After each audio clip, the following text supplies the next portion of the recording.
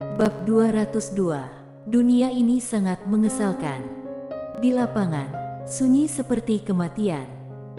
Mata utusan dekan kiri melebar tak percaya. Dia tidak mati, tetapi pada saat ini vitalitas di tubuhnya memudar dengan kecepatan yang sangat cepat. Tidak hanya itu, dia tidak bisa bergerak sama sekali. Dia dipaku, bukan tubuh, tetapi jiwa. Pada saat ini, vitalitas dan jiwa dalam tubuhnya menghilang dengan kecepatan yang sangat cepat, paling-paling hanya bertahan untuk sesaat. Tidak ada orang seperti itu di dunia ini. Tidak hanya itu, dia bahkan mungkin tidak memiliki kehidupan berikutnya. Orang mati, ada reinkarnasi dan ada kehidupan berikutnya, tetapi premis dari semua ini adalah memiliki jejak jiwa. Dengan rambut ini, sangat mungkin bahkan jejak jiwanya akan terhapus. Dalam keadaan normal, jejak jiwa diberkati oleh hukum reinkarnasi. Dalam keadaan normal, orang mati seperti lampu padam, tetapi jejak jiwa tidak dapat dihapus, bahkan jika itu dia sendiri. Harus dikatakan bahwa di antara semua orang yang dia kenal, tidak ada orang yang memiliki metode menghapus jejak jiwa ini. Dan wanita di depannya ini sangat mungkin bisa melakukannya. Ini jelas bukan dewa pedang, atau lebih tepatnya, bukan dewa pedang murni. Pada saat ini, utusan dekan kiri merasa ngeri. Ia tahu bahwa Akademi Changmu sangat meremehkan kekuatan wanita misterius di hadapannya. Tidak hanya utusan dekan kiri, tetapi lelaki tua kurus dan orang lain di sampingnya juga tercengang saat ini. Satu rambut menahan utusan dekan kiri. Apa artinya ini? Tetua kurus dan yang lainnya menatap wanita secara misterius. Mereka semua seperti sedang menghadapi musuh yang tangguh, dan mereka sangat waspada. Wanita misterius mengabaikan lelaki tua kurus dan yang lainnya. Dia berbalik untuk melihat Mileye. Bagaimana perasaanmu? Mileye tersenyum kecut. Bagaimana perasaanmu? Pada saat ini, dia sudah merasa bahwa dia benar-benar tidak berguna. Hancurnya pedang berarti pusat energi telah hancur. Sekarang dia benar-benar orang biasa, bahkan bukan seniman bela diri. Mileye mengangkat kepalanya menghadap wanita misterius. Dia ingin melihat seperti apa wanita misterius itu, tapi sayangnya, dia tidak bisa melihat seperti apa wajah wanita misterius itu, dan wanita misterius itu berdiri di depannya, tapi dia tidak bisa melihatnya. Wanita misterius berkata dengan suara rendah, "Tahukah kamu mengapa aku meminta kamu untuk menghunuskan pedang?" Mileye berpikir sejenak, lalu berkata, "Orangnya kuat maka pedang juga kuat." Wanita misterius mengangguk sedikit, "Kamu dapat memikirkan level ini, itu bisa dianggap cukup, tetapi ada tujuan lain bagimu untuk menghunuskan pedang. Adapun apa itu, kamu bisa memikirkannya sendiri." Mileye tersenyum kecut, "Senior, aku sudah cacat." "Cacat?" Wanita misterius mencibir, "Apa itu cacat? Tanpa pedang pusat energi, kamu bukan kultivator pedang." Setelah hening sejenak, Mileye bertanya, "Apakah aku masih bisa diselamatkan?" Wanita secara misterius berkata dengan dingin, "Tidak, kamu tidak bisa diselamatkan, tunggu mati saja." Mileye. Wanita misterius tidak lagi berbicara dengan Mileye, tetapi berbalik dan berjalan ke arah pria tua kurus dan yang lainnya. Di belakangnya, Mileye menundukkan kepalanya sedikit, merenungkan. Pada saat ini, hanya ada satu kalimat di benaknya. "Bukankah aku akan menjadi seorang kultivator pedang tanpa pedang pusat energi?" Mileye berpikir keras. Dan gadis berbaju polos telah berjalan di depan lelaki tua kurus dan lainnya. Lelaki tua kurus itu menatap gadis berbaju polos, "Yang mulia bukan dewa pedang." "Dewa pedang?" Gadis berbaju polos mencibir di sudut mulutnya, "Itu 100.000 tahun yang lalu.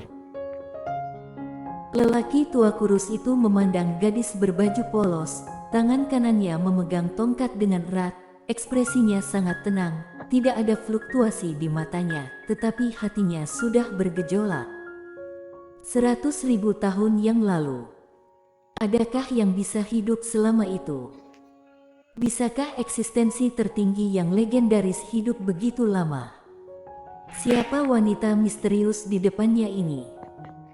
Dalam sekejap, serangkaian tanda tanya melintas di benak lelaki tua kurus itu seperti sambaran petir.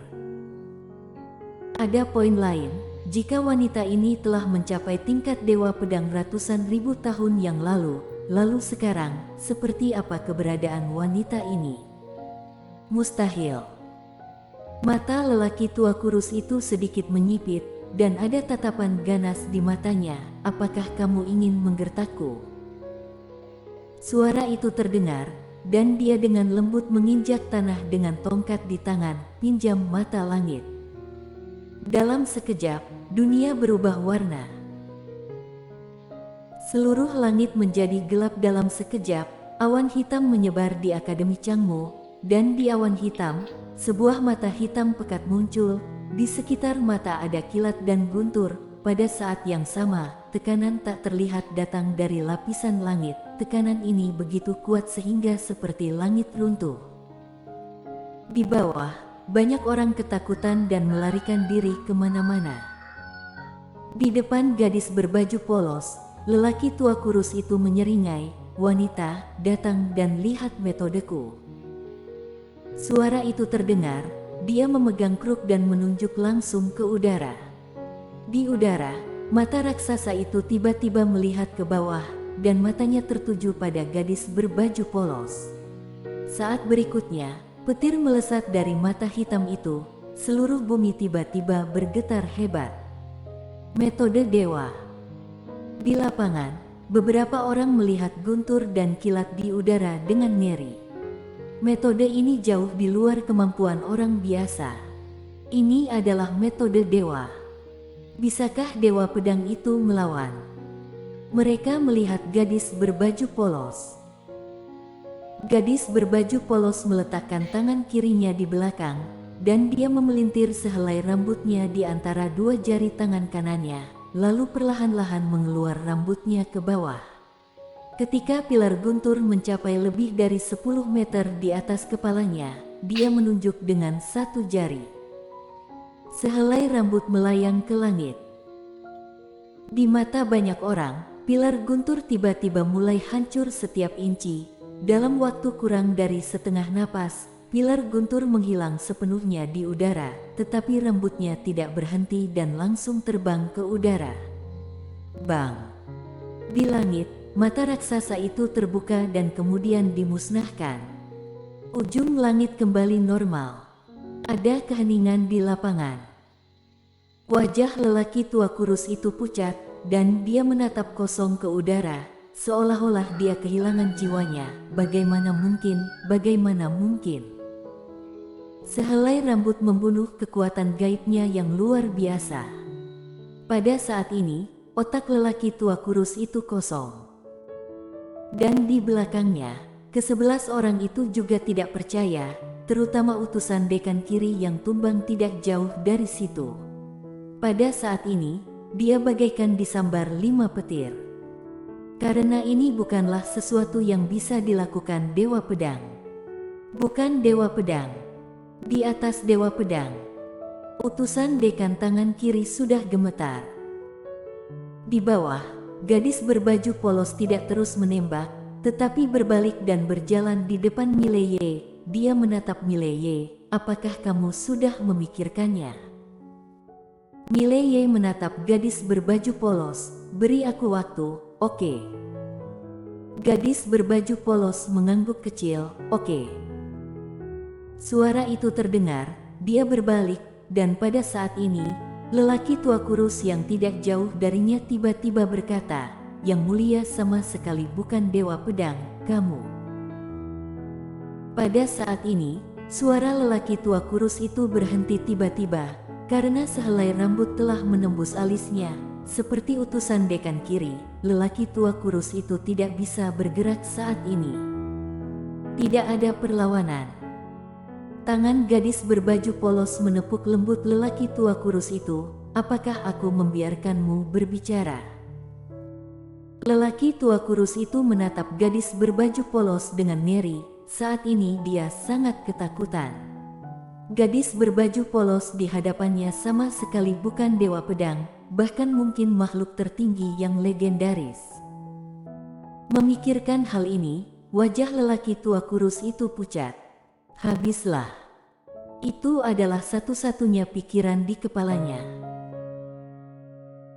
Gadis berbaju polos mengabaikan lelaki tua kurus itu, tetapi melihat ke 11 orang tidak jauh. Melihat pemandangan ini, 11 orang itu ketakutan dan hendak melarikan diri. Dan pada saat ini, gadis berbaju polos menyatukan ibu jari dan jari telunjuk kanannya, lalu memisahkan jari tangannya itu. Di antara kedua jari, sinar cahaya pedang menyembur keluar. Di kejauhan, 11 orang yang telah melarikan diri, satu persatu kepala terbang keluar dari tubuh mereka. Dalam sekejap, ke-11 orang itu meninggal. Tidak ada yang tersisa. Semua pembunuhan instan. Gadis berbaju polos menoleh ke arah Mileye. Apakah kamu sudah selesai memikirkannya? Mileye mengangguk. Gadis berbaju polos menghampiri Mileye. Bicaralah. Mileye berkata, kultivator pedang adalah kultivasi semacam Tao, semacam ide, keyakinan, bukan energi misteri. Oleh karena itu, meskipun tidak ada pusat energi, aku tetap adalah pedang kultivator. Gadis berbaju polos menatap Mileye tanpa bicara. Mileye berkata dengan hati-hati, apakah aku salah? Gadis berbaju polos berbisik, kamu tidak sebodoh yang aku kira. Mileye.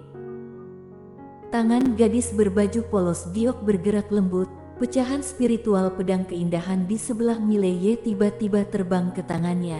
Melihat tumpukan pecahan ini, tangannya mengusapnya dengan lembut, dan dalam sekejap pedang keindahan spiritual kembali normal.